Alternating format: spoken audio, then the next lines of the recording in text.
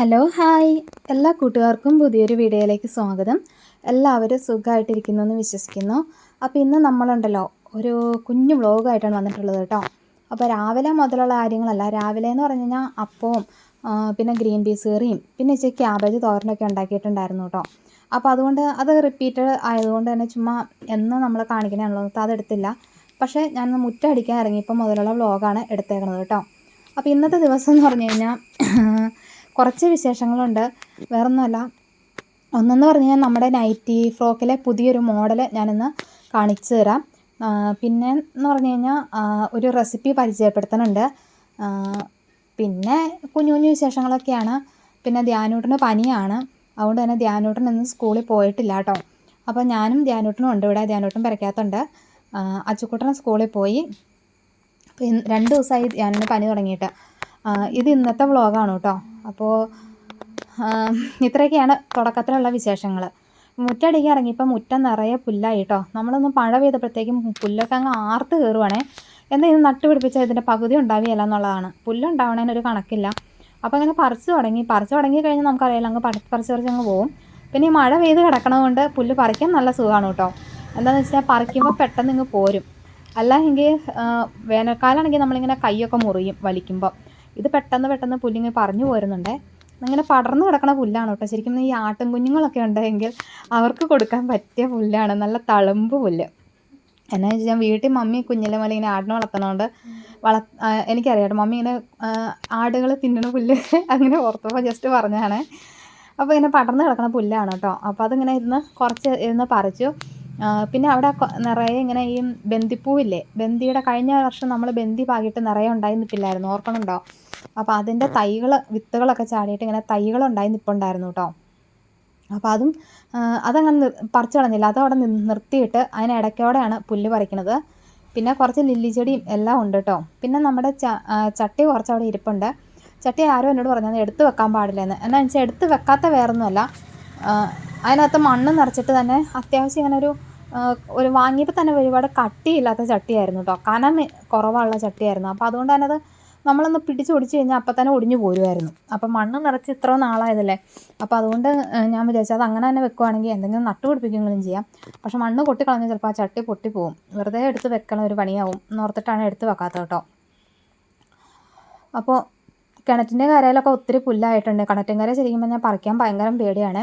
പണ്ട് നമ്മുടെ വീട് ഞാൻ പറഞ്ഞില്ല, വിറകെടുത്തപ്പോൾ ഒരു സംഭവത്തിന് നമ്മൾ കണ്ടില്ലേ അന്ന്, പണ്ടത്തെ വെടിക്കത്ത്. അപ്പോൾ അത് കണ്ട പിന്നെ എനിക്ക് ഭയങ്കര പേടിയാണ് കേട്ടോ, പുല്ല് പറിക്കലും എല്ലാം. അതിന് മുമ്പ് നമ്മുടെ പഴയ ചാനലൊക്കെ ഞാൻ ഇങ്ങനെ കിണർ ക്ലീൻ ചെയ്യണ വീഡിയോസും എല്ലാം ഇട്ടിട്ടുണ്ട്. അന്നൊന്നും എനിക്ക് അത്രയും പേടിയില്ലായിരുന്നു. പക്ഷേ ആ വിറകെടുത്ത് അത് വന്ന പോലെ ശരിക്കും പറഞ്ഞാൽ മനസ്സ് നടുങ്ങിപ്പോയി എന്നുള്ള കാര്യമാണ് സത്യം. അതുകൊണ്ട് മനസ്സിൽ എപ്പോഴും ഇങ്ങനെ പേടിയാണ്. അപ്പോൾ നമ്മൾ ഒത്തിരി റിസ്ക് എടുത്ത് വേണം നമ്മൾ പുല്ല് പറിക്കാനായിട്ട്. അതുകൊണ്ടാണ് ഞാനിങ്ങനെ മടിച്ച് നിൽക്കണത് കേട്ടോ. ഒത്തിരി ഇങ്ങനെ ആർത്ത് നിൽക്കുമ്പോഴാണ് പറിക്കാൻ പേടിയാണ്. 1-2 നിലമൊക്കെ കണ്ട് നിൽക്കുവാണെങ്കിൽ നമുക്ക് പറിക്കുന്നതിൻ്റെ അത്ര അങ്ങ് ബുദ്ധിമുട്ടുണ്ടാവുകയില്ല. പിന്നെ ഒരു കോളാമ്പി ചെടി ഉണ്ടായിരുന്നു അവിടെ. കോളാമ്പി ചെടിയില്ലേ, മഞ്ഞ കളറുള്ള ആ ചെടി ഉണ്ടായിരുന്നു കേട്ടോ. അപ്പോൾ അത് ജസ്റ്റ് ഇങ്ങനെ ഇങ്ങോട്ടേക്ക് ചാഞ്ഞാണ്. അപ്പോൾ അതൊക്കെ ഒന്ന് ഒതുക്കി വെച്ചു. അപ്പോൾ അത്യാവശ്യം നമ്മുടെ മുറ്റത്തേക്ക് കിടക്കണ പുല്ല് മാത്രം അത്യാവശ്യം ഒന്ന് ക്ലീൻ ആക്കി കേട്ടോ. ഒത്തിരി ഒന്നും വലിയ കാര്യമായിട്ട് അങ്ങ് ക്ലീൻ ആക്കിയില്ല. എന്നാലും കുറേശ്ശെ നമുക്ക് പറ്റുന്നവർക്ക് കുറേശ്ശെ ക്ലീൻ ആക്കാമെന്ന് വെച്ചു. അപ്പോൾ അങ്ങനെ അതൊക്കെ ക്ലീൻ ചെയ്ത് കഴിഞ്ഞപ്പം ഒരു രക്ഷയില്ല, കോഴീനെ കൊണ്ട് ഞാൻ റെക്കോർഡ് ചെയ്യാൻ കയറി നിന്നപ്പോൾ തൊട്ടേ തുടങ്ങി കൂവല്. അപ്പോൾ അത് കഴിഞ്ഞത് പറമ്പിലേക്ക് കയറിയതാണ്. അപ്പോൾ കുറച്ച് ചീനി ഇങ്ങനെ നിൽപ്പുണ്ടായിരുന്നു. അവിടെയൊക്കെ മുളക് ഉണ്ടാക്കി തുടങ്ങിയിട്ടുണ്ട്. അപ്പോൾ കിട്ടുന്നതൊക്കെ ഒന്ന് പറിച്ചെടുക്കാം എന്നോർത്ത് കയറിയതാണ്. ഇപ്പം നമ്മുടെ പറമ്പിൽ കയറാൻ പേടിയാവും കേട്ടോ, മുഴുവൻ പുല്ലായി. ഇത്രയും ദിവസം നമുക്ക് പറമ്പിലേക്ക് ഓടി കയറാമായിരുന്നു, ഒന്നും പേടിക്കണ്ടായിരുന്നേ. പക്ഷേ ഇനിയിപ്പോൾ പേടിച്ച് വിറച്ചൊക്കെയാണ് പറമ്പിൽ പോകാനായിട്ട്. പിന്നെ ഞാൻ ഓർത്ത് ഒത്തിരി ദിവസമായില്ലേ പറമ്പൊക്കെ ഒന്ന് കാണിച്ചിട്ട്, അതുകൊണ്ട് ജസ്റ്റ് ഒന്ന് ഇപ്പോൾ ഒരു പച്ചപ്പുണ്ടല്ലോ. നേരത്തെ എന്ന് പറഞ്ഞാൽ വേനൽക്കാലത്ത് മുഴുവൻ ഉണങ്ങിക്കരിഞ്ഞ ഇലകളായിരുന്നു. ഇപ്പോൾ പച്ചപ്പൊക്കെ എന്ന് പറഞ്ഞപ്പം ഒന്ന് കാണാനൊരു രസമുണ്ടല്ലോ എന്നൊക്കെ ഓർത്തു കേട്ടോ. അതിന് തിരിച്ചിറങ്ങി പോകുമ്പോൾ അവിടെയൊക്കെ ചീനി നിൽപ്പുണ്ട് കേട്ടോ. അപ്പോൾ ചീനിയക്കടയൊക്കെ നോക്കി. പക്ഷേ ആ ഒരു ചീനിയിൽ അത്യാവശ്യം കുറച്ച് മുളക് ഉണ്ടായിരുന്നുള്ളൂ. ഹായ് പറഞ്ഞു ചേച്ചിമാർക്ക്. ഹായ്. അച്ചുക്കുട്ടനെ വീഡിയോ കണ്ടില്ല എങ്കിൽ ചേച്ചിമാരെ അന്വേഷിക്കൊണ്ട് അമ്മ കാണിച്ചത് കേട്ടോ. അച്ചുകൂട്ടൻ ചായ കുടിക്കുവാണ്. ധ്യാനൂട്ടൻ ഇവിടെ പനിയാട്ടോ. പനി ആയതുകൊണ്ട് ധ്യാനൂട്ടൻ ഇന്നലെയും പോയില്ല, ഇന്നും പോയില്ല. ഇന്നിപ്പിച്ച കുറവുണ്ട്, ഇന്നിങ്ങോട്ട് വിടണില്ല. നാളെ മുതൽ നമ്മൾ പോവും അല്ല ധ്യാനൂട്ടാ. അപ്പോൾ ഇന്ന് ഗ്രീൻ പീസ് കറി അപ്പമായിരുന്നു. അപ്പോൾ അച്ചുകൂട്ടൻ ഇന്ന് ചായ കുടിക്കുന്നുണ്ട്. അപ്പോൾ അത് അച്ചുക്കുട്ടൻ പോണതിന് മുമ്പ് ഞാൻ എടുത്ത് വെച്ചതാണ് കേട്ടോ. അച്ചുവിനെ പിന്നെ സ്കൂൾ വിട്ട് വന്നു കഴിയുമ്പോഴത്തേനും വീഡിയോ എടുത്തൊക്കെ നിൽക്കും മിക്കവാറും. അതുകൊണ്ട് ചുമ്മാ ഒന്ന് ഷൂട്ട് ചെയ്തതാണ്. ഇന്നലത്തെ വീഡിയോക്കകത്തും പിള്ളേരെ ആരെയും ഉൾപ്പെടുത്താത്തതുകൊണ്ട് ജസ്റ്റ് ഒന്ന് ഉൾപ്പെടുത്തിയതാണ് കേട്ടോ. അപ്പോൾ അതൊക്കെ കഴിഞ്ഞ് കയറി വന്നിട്ട് മുറ്റടിയും അങ്ങനെ മുളക് പറിക്കലെല്ലാം കഴിഞ്ഞ് കയറി വന്നിട്ട് ബെഡ്ഷീറ്റൊക്കെ ഒന്ന് മടക്കി വെച്ചു. പിന്നെ വീടൊക്കെ ഒന്ന് അടിച്ചു വാരി അങ്ങനെ എല്ലാ കാര്യങ്ങളും ചെയ്തു കേട്ടോ. അപ്പോൾ ധ്യാനൂട്ടനാണെങ്കിൽ അപ്പുറം ഇരിപ്പുണ്ട്, അവിടെ കിടക്കുവാണ് കേട്ടോ ധ്യാനിന്. അപ്പോൾ പനിയെന്ന് പറഞ്ഞാൽ ഇന്നലെയൊക്കെ നല്ല പനിയായിരുന്നു കേട്ടോ ഈ സമയത്ത്. പക്ഷേ ഇന്നിപ്പം വലിയ പനിയില്ല, എന്നാലും അവന് തലവേദനയൊക്കെ ഉണ്ട്. അപ്പോൾ അതുകൊണ്ട് ഇനി എന്തായാലും 2 ദിവസം കഴിഞ്ഞിട്ട് സ്കൂളിൽ വിടാം എന്നോർത്തുകൊണ്ടിരിക്കണം. അങ്ങനെ അടിച്ചുവാരലും പറക്കലും എല്ലാം കഴിഞ്ഞപ്പോഴത്തേക്കും ധ്യാനൂട്ടനെ ഭയങ്കരമായിട്ട് കൊതുക് കടിക്കുമെന്ന് പറഞ്ഞു കേട്ടോ. അപ്പോൾ കൊതുക് കടിക്കുമെന്ന് പറഞ്ഞാൽ കാരണം പിന്നെ ഇച്ചിരി പുകയ്ക്കാനുള്ള കാര്യങ്ങൾ നോക്കുവാണ്. പുകയിടുകയാണ് ഇവിടെ ചെയ്യണത് കേട്ടോ. ഇപ്പോൾ ഈ കൊതുകിൻ്റെ ഭയങ്കര ശല്യമല്ലേ, ഈച്ചയും കൊതുകും എല്ലാം ആയിട്ട്. അപ്പോൾ കഴിഞ്ഞ ദിവസം ഞാനൊരു തിരി കത്തിച്ചില്ല, അത് നല്ല എഫക്റ്റീവായിരുന്നു കേട്ടോ. അത് കത്തിയിരിക്കുന്ന ആ സമയം ഫുൾ ഒറ്റ കൊതുക് വരെ കത്തി വരികയില്ല. പക്ഷേ എന്താണെന്ന് വെച്ചാൽ അതിനകത്ത് എണ്ണ ഒഴിച്ച് കൊടുക്കണം. എണ്ണ ഒഴിച്ച് കൊടുക്കുമ്പോൾ അത് ഇച്ചിരി പാടാണ്, എണ്ണ ചിലവ് കൂടുതലാണ് കേട്ടോ. അപ്പോൾ അതുകൊണ്ട് ഞാനാണെങ്കിൽ ഇച്ചിരി കുന്തിരിക്ക് ഇട്ട് പുകയ്ക്കുവാണ്. നമ്മുടെ വൈക്കോൽ ഇഷ്ടം പോലെ ഇരിക്കുന്ന കാരണം അങ്ങനെ പുകയ്ക്കാൻ നല്ല സുഖമാണ് കേട്ടോ. പക്ഷേ വൈക്കോലും ഈ തണുപ്പ് പിടിച്ചിരിക്കുന്നതുകൊണ്ടാണ് കത്താൻ ഇച്ചിരി പാടായിരുന്നു. അങ്ങനെ കൊതുകിന് പുകയ്ക്കലും എല്ലാം കഴിഞ്ഞതിന് ശേഷം അടുക്കളയിലേക്ക് വന്നതാണ്. അപ്പോൾ പാത്രങ്ങളെല്ലാം കഴുകിയെടുത്ത് ഒന്ന് തോരാനുണ്ടായിരുന്നു. തോർന്ന് കഴിഞ്ഞിട്ട് അത് എടുത്ത് വയ്ക്കുകയാണ് കേട്ടോ. പിന്നെ നമ്മൾ ചായ കുടിച്ച കുറച്ച് പാത്രങ്ങളുണ്ടായിരുന്നു, അതൊക്കെ ഒന്ന് കഴുകി വയ്ക്കുകയാണ്. അപ്പോൾ ചായ കുടിച്ച പാത്രങ്ങൾ മാത്രമേ ഉള്ളൂ കേട്ടോ. ബാക്കിയെല്ലാം നമ്മളിങ്ങനെ, ഞാൻ പറഞ്ഞില്ലായിരുന്നു ജോലി ചെയ്യുന്നതിനിടയ്ക്ക് തന്നെ കഴുകി വെക്കുന്നു. അതുകൊണ്ട് തന്നെ പാത്രങ്ങൾക്ക് ഒത്തിരി കുറഞ്ഞിട്ടുണ്ട് കേട്ടോ. അപ്പോൾ അതൊക്കെ ഒന്ന് കഴുകി വെച്ചു. അപ്പോൾ ഇന്നത്തെ റെസിപ്പി എന്താണെന്ന് ഞാൻ പറയാം. ഞാൻ പറഞ്ഞില്ലായിരുന്നോ കഴിഞ്ഞ ദിവസം ഒരു രസം ഉണ്ടെന്ന്, മമ്മി ഉണ്ടാക്കുന്ന ടൈപ്പാന്ന് പറഞ്ഞില്ലേ, ആ ഒരു രസത്തിൻ്റെ റെസിപ്പിയാണെന്ന് ഷെയർ ചെയ്യണത് കേട്ടോ. അപ്പോൾ അതിനായിട്ട് നമ്മളിതാ ഒരു ചെറിയൊരു കുടം വെളുത്തുള്ളി എടുത്തിട്ടുണ്ട് കേട്ടോ. ചെറിയ കുടമാണ്, ഒരു കുടം എടുക്കാം. പിന്നെ ഇതാ ഇത്രയും വലുപ്പത്തിലുള്ള ഒരു കഷ്ണം ഇഞ്ചി എടുത്തിട്ടുണ്ട് കേട്ടോ. അപ്പോൾ ഒരു കുടം ചെറിയതാണെങ്കിൽ വേണം കേട്ടോ. വലിയ കുടമാണെങ്കിൽ ഒരു 3/4 എടുത്താൽ മതി. പിന്നെ 2 തക്കാളിക്കുള്ള അളവാണ് കേട്ടോ ഞാൻ പറയണത്. പിന്നെ നമുക്ക് വേണ്ടത് ജീരകമാണ്. ജീരകം നമ്മൾ ഈ 3 വിരലും കൊണ്ട് പിടിക്കില്ലേ, അങ്ങനെ നന്നായിട്ട് തന്നെ ഒരു കൈപ്പിടി എടുക്കാം കേട്ടോ. അല്ലെങ്കിൽ ഞാൻ എടുക്കണമെങ്കിൽ ഒരു ടീസ്പൂൺ എടുക്കാം. ജീരകവും അതുപോലെ തന്നെ കുരുമുളകും ഒക്കെ അത്യാവശ്യം നല്ല ഫ്ലേവർ വേണം. അപ്പോൾ നമ്മൾ ഒരു കൈപ്പിടിയും കൊണ്ട്, അതാണ് നമ്മുടെ അളവ്. എന്ന് വെച്ചാൽ 3 വിരലും കൂടെ കൂട്ടി പിടിച്ചിട്ട് നന്നായിട്ട് ഒരു പിടി അങ്ങ് എടുക്കുക. അതാണ് ഒരു നുള്ളു നന്നായിട്ടെന്ന് പറയലേ. പിന്നെയെന്ന് പറഞ്ഞാൽ കുരുമുളകാണ് വേണ്ടത്. കുരുമുളക് ഇതാ ഇതുപോലെ തന്നെ എടുക്കണം കേട്ടോ നല്ലത്. കുരുമുളക് പൊടി ചേർക്കണേക്കാളും ഞാൻ ഈ ചെയ്യണ മെത്തേഡ് തന്നെയാണ് കുറച്ചുകൂടി നല്ലത്. അപ്പോൾ അതും നന്നായിട്ട് നമ്മൾ ഒരു പിടി എടുക്കുക കേട്ടോ. അപ്പോൾ ഒരു ടേബിൾ സ്പൂൺ അളവൊക്കെ എടുക്കുകയാണെങ്കിൽ 1 ടേബിൾ സ്പൂണോളം എടുത്തോളുക. അപ്പോൾ ഇതെല്ലാം നമുക്കൊന്ന് ചതച്ചെടുക്കണം നന്നായിട്ട്. ഈ വെളുത്തുള്ളിയും ഇഞ്ചിയും കുരുമുളകും ജീരകവും കൂടെ കേട്ടോ. വെളുത്തുള്ളിയുടെ നമ്മൾ ആ തൊലി കളയണില്ല, പക്ഷേ അതിൻ്റെ ഞെടുപ്പ് 2 അറ്റവും കട്ട് ചെയ്തിട്ട് ചെറിയ ഇതാക്കി എടുത്തിട്ട് ജസ്റ്റ് ഒന്ന് കഴുകി വാർന്നെടുത്താൽ മതി കേട്ടോ. അപ്പോൾ ഞാനാണ് ഇടികല്ലിനകത്തിട്ടാണ് ഇടിക്കുന്നത്. കുറേ ദിവസമായാലും അരകല്ലിനകത്ത് അരയ്ക്കാത്തതിൻ്റെ കാര്യം എന്താണെന്നറിയാമോ? നമ്മുടെ അരകല്ല് പണി നിന്നു മക്കളെ, അതുകൊണ്ടാട്ടോ അരകല്ല് അരയ്ക്കാത്തത്. പുള്ളക്കല്ല് പണി നിന്നു. അപ്പോൾ അരകല്ല് അങ്ങനെ ഇതായതുകൊണ്ടാണ് അരയ്ക്കാത്തത്. അപ്പോൾ ആദ്യം നമ്മൾ ആ ജീരകവും കുരുമുളകും കൂടി നന്നായിട്ടൊന്ന് ചതച്ചെടുക്കണം. അതിന് ശേഷം മാത്രമേ ഇഞ്ചി ഇട്ട് കൊടുക്കുക, അതിന് ശേഷം വെളുത്തുള്ളി ഇട്ട് കൊടുക്കുക. എന്നിട്ട് ഇതെല്ലാം കൂടി നന്നായിട്ടൊന്ന് ചതച്ചെടുക്കുക കേട്ടോ. അല്ലെങ്കിൽ ഈ കുരുമുളക് ഇങ്ങനെ ചതച്ചില്ലെങ്കിൽ കറക്റ്റ് നന്നായിട്ട് ചതഞ്ഞ് വരികയില്ല, അതുകൊണ്ടാണ് കേട്ടോ. അപ്പോൾ ഇതാ ഇഞ്ചി ഇട്ട് കൊടുത്തു. ഇനി വെളുത്തുള്ളിയും കൂടെ ഇട്ട് കൊടുക്കാം. അപ്പോൾ വളരെ എളുപ്പത്തിൽ നമുക്കിത് തയ്യാറാക്കാൻ പോയിട്ട് പെട്ടെന്ന് തന്നെ പണി തീരും കേട്ടോ. ആകപ്പാടെ തക്കാളി ഒന്ന് വഴറ്റണ ചിലവേ ഉള്ളൂ, ഇതിനകത്ത് ഉള്ളി ഒന്നും ചേർക്കണ്ട. അപ്പോൾ അത് ആയിട്ടുണ്ട്. ഇനി നമുക്ക് എന്താണെന്ന് വെച്ച് കഴിഞ്ഞാൽ തക്കാളി അരിഞ്ഞെടുക്കണം. നമ്മൾ രസം ഉണ്ടാക്കുമ്പോൾ നമ്മൾ ആദ്യം ചെയ്യേണ്ട ഒരു കാര്യം എന്താണെന്നറിയോ? ഇച്ചിരി കുടംപുളിയല്ല വാളംപുളി എടുത്ത് വെള്ളത്തിൽ ഇടുക. അപ്പോൾ ഇതിൻ്റെ അളവെന്ന് പറഞ്ഞാൽ ഒരു നെല്ലിക്ക വലുപ്പത്തിൽ വാളംപുളി എടുത്തിട്ട് ഇട്ടാൽ മതി കേട്ടോ. ഇപ്പോൾ 2 തക്കാളി എടുത്തിട്ടുണ്ട്. ഒരു തക്കാളിയുടെ ഇച്ചിരി കേടുണ്ടായിരുന്നു കേട്ടോ. ചെറിയൊരു മീഡിയം തക്കാളിയാണെങ്കിൽ 2 എടുത്താൽ മതി. വലുതാണെങ്കിൽ ഒരു 1.5 ഒക്കെ മതി കേട്ടോ. പിന്നെ ഇപ്പോൾ തക്കാളിക്ക് നല്ല വിലയാന്ന് തോന്നൂല്ലേ? എൻ്റെ പൊന്നു, ഭയങ്കര വിലയെന്ന് വിനോദം പറഞ്ഞിട്ടുണ്ട്. തക്കാളി എടുത്ത് എന്തെങ്കിലും റെസിപ്പി ചെയ്യട്ടെന്ന് പറഞ്ഞപ്പോൾ പറയാം, തക്കാളിക്ക് ഭയങ്കര വില, നീ ഇത് തുടരുതെന്ന് പറഞ്ഞേക്കണേ. പക്ഷേ കറി ഉണ്ടാക്കാണ്ടിരിക്കാൻ പറ്റിയല്ലോ, കണ്ടുകൊണ്ടിരിക്കാൻ പറ്റിയല്ലോ നമുക്ക് വാങ്ങിച്ചിട്ട്. അപ്പോൾ അതുകൊണ്ട് ഞാൻ പറഞ്ഞു ആ രസം റെസിപ്പി കാണിക്കുമെന്ന് പറഞ്ഞു. അപ്പോൾ തക്കാളി കുരുകുരാന്ന് അരിയുക കേട്ടോ. അപ്പോൾ കറക്റ്റ് അങ്ങനെ വലിപ്പത്തെ അരിയുവാണെങ്കിൽ വലിപ്പത്തെ അരിയാം, കുരുകുരാന്ന് അരിയുവാണെങ്കിൽ കുരുകുരാന്ന് അരിയാം. അതൊക്കെ ഓരോരുത്തരുടെ ഇഷ്ടമാണ്.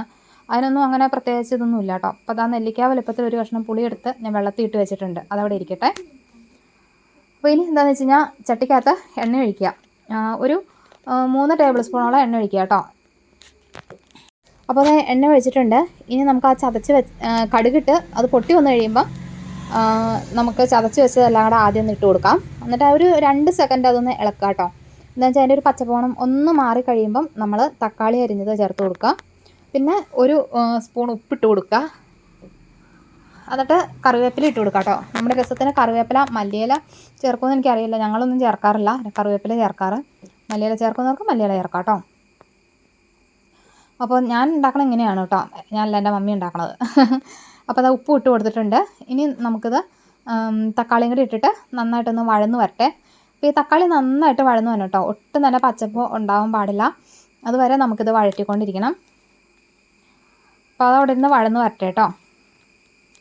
ഇന്ന് ഉണ്ടാക്കിയതെന്ന് പറഞ്ഞു കഴിഞ്ഞാൽ ഇതാ ക്യാരറ്റ് തോരനാണ് കേട്ടോ. ഇത് കൊടുത്താണ് ബിനോട്ടൻ ചോറും കൊണ്ട് പോയേക്കണത്.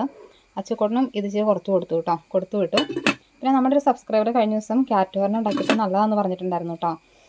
ഒരുപാട് സന്തോഷം. പിന്നെ പേര് ഞാനിവിടെ എഴുതി കാണിക്കാം, മറന്നുപോയി പെട്ടെന്ന് പറയാം. രജിഷയാണെന്ന് എനിക്ക് തോന്നുന്നു എന്തായാലും. അപ്പോൾ പിന്നെ ഇതാ നമ്മുടെ ഗ്രീൻ പീസ് കറി ആയിരുന്നു കിട്ടുന്നത്. അപ്പവും ഗ്രീൻ പീസ് കറി ആയിരുന്നു. ഇന്ന് ഗ്രീൻ പീസ് കറിക്ക് അത് ക്യാരറ്റില്ല കേട്ടോ, കിഴങ്ങ് മാത്രമേ ഇട്ടുള്ളൂ. അതുകൊണ്ടാണ് കളർക്ക് ഒരു കളർഫുള്ള് തോന്നാത്തത്. അപ്പോൾ അതാ ഇതൊക്കെയായിരുന്നു ഇന്നത്തെ രാവിലത്തെ ബ്രേക്ക്ഫാസ്റ്റിൻ്റെ കാര്യങ്ങൾ. അപ്പോൾ ഇനിയിപ്പോൾ തക്കാളി നന്നായിട്ടൊന്ന് വഴന്ന് വരട്ടെ കേട്ടോ. തക്കാളി നന്നായിട്ട് വഴന്ന് അപ്പോൾ തൻ്റെ ഈ ഒരു സംഭവം ഉണ്ടാക്കിയിട്ടില്ലാത്ത ഒന്ന് ഉണ്ടാക്കി നോക്കണം കേട്ടോ. എന്നിട്ട് അഭിപ്രായം തീർച്ചയായിട്ടും കമൻറ്റായിട്ട് അറിയിക്കണേ.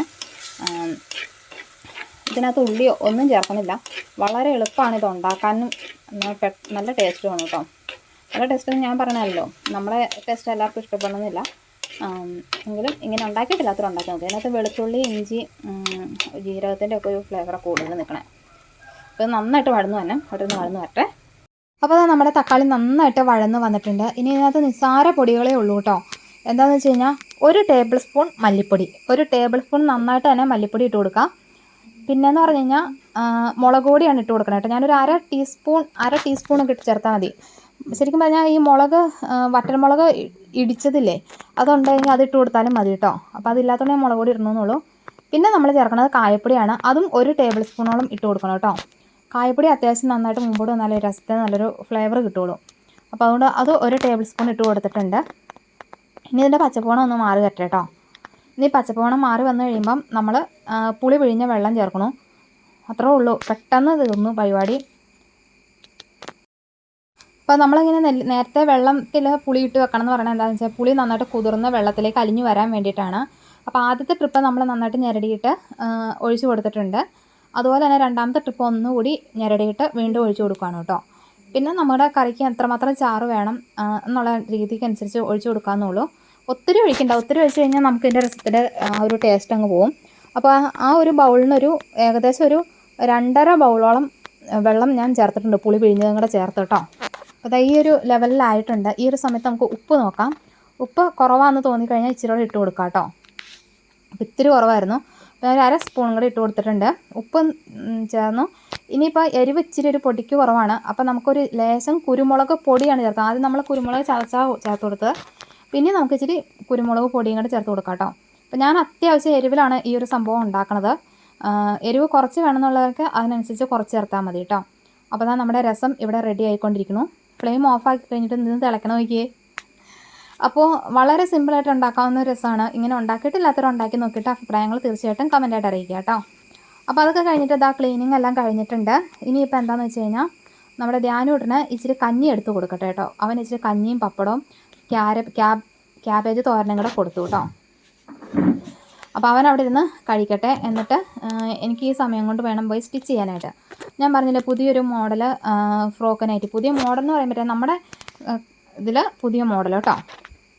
അപ്പോൾ നോക്കിയിട്ട് മഴക്കാറ് വെച്ച് കയറിയിട്ടുണ്ട് കേട്ടോ. നന്നായിട്ട് മഴ ഇങ്ങനെ പെയ്യും, പതിയെ ഇങ്ങനെ ഇടയ്ക്കൊന്ന് ചാറ്റൽ മഴ പെയ്യുന്നുണ്ട്.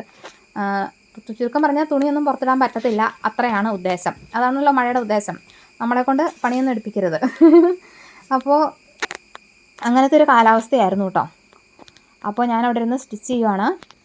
ഈ തുണി ശരിക്കും പറഞ്ഞു കഴിഞ്ഞാൽ നമുക്ക് ഈ മെറ്റീരിയൽസൊക്കെ വരുമ്പം എല്ലാ മെറ്റീരിയൽസും കറക്റ്റായിട്ടാവണമെന്നില്ല. ചിലതിനകത്ത് ചെറിയ ചെറിയ കംപ്ലയിൻസ് ഉണ്ടാവും കേട്ടോ. അപ്പോൾ കഴിഞ്ഞ ദിവസം ഒരു ചേച്ചി എടുത്ത് വെച്ച മെറ്റീരിയലാണ് അപ്പം വെട്ടാൻ നോക്കിയപ്പോഴാണ് നോക്കുമ്പോൾ അതിലൊരു ചെറിയൊരു കറ പോലെ.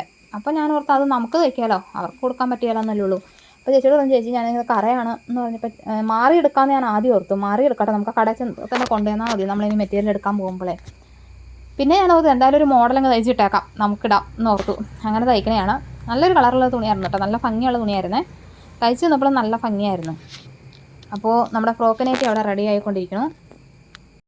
അപ്പോൾ ഇതാണ് നമ്മുടെ ഫ്രോക്ക് നൈറ്റി കേട്ടോ. പഫ് സ്ലീവാണ് വരുന്നത്. സ്ലീവിൻ്റെ അറ്റത്ത് എലാസ്റ്റിക് കൊടുത്തിട്ടുണ്ട്. വി നെക്കാണ് വരുന്നത്. വി നെക്ക് ഇപ്പോഴത്തെ ട്രെൻഡല്ലേ, അപ്പോൾ വി നെക്ക് തന്നെ വെച്ചു. ബാക്കി എല്ലാം സിമ്പിളാണ്. അടിയിൽ ഫ്രില്ല്, ബാക്കിൽ നോട്ട് വന്നിട്ടുണ്ട്. ബാക്കിൽ റൗണ്ട് നെക്കാണ് ഞാൻ വെച്ചത്. അപ്പോൾ ഇതൊക്കെ കുറച്ചൊക്കെ അങ്ങോട്ടും ഇങ്ങോട്ടും അഡ്ജസ്റ്റ് ചെയ്ത് തരാം കേട്ടോ, അതിനൊന്നും പ്രശ്നമില്ല. നല്ല ഭംഗിയായിട്ടുള്ളൊരു മോഡലാണ്. ഇഷ്ടമാണെങ്കിൽ എന്താ പറയണേ, മെറ്റീരിയൽസിൻ്റെ ഫോട്ടോസൊക്കെ ഞാൻ അയച്ചു തരാം, വാട്സപ്പ് ചെയ്താൽ മതി. അപ്പോൾ വാട്സപ്പ് ചെയ്യേണ്ട നമ്പർ ഞാൻ വീഡിയോയുടെ ആദ്യം തന്നെ കൊടുത്തിട്ടുണ്ടാവും. അപ്പോൾ റേറ്റ് വരുന്നത് 399 രൂപയാണ്. ഫ്രീ ഷിപ്പിംഗ് ആണ്. താല്പര്യമുള്ളവർ കോൺടാക്ട് ചെയ്യുക കേട്ടോ. പിന്നെ അളവൊക്കെ പറഞ്ഞു തരുവാണെങ്കിൽ അതിനനുസരിച്ച് സ്റ്റിച്ച് ചെയ്ത് കൊടുക്കുന്നതാണ്. അല്ലായെങ്കിൽ small, medium, large, XL, double XL അളവിൽ നമ്മൾ സ്റ്റിച്ച് ചെയ്ത് കൊടുക്കുന്നതാണ് കേട്ടോ. അപ്പോൾ ഇന്നത്തെ വിശേഷങ്ങൾ എന്ന് പറഞ്ഞാൽ ഇത്രയൊക്കെ ഉള്ളൂ. വീഡിയോ ഇഷ്ടമായാൽ ലൈക്ക് ചെയ്യുക, സബ്സ്ക്രൈബ് ചെയ്യുക, കമൻറ്റ് ചെയ്യുക. അപ്പോൾ നല്ലൊരു വ്ലോഗുമായി നമുക്ക് വീണ്ടും കാണാം. താങ്ക്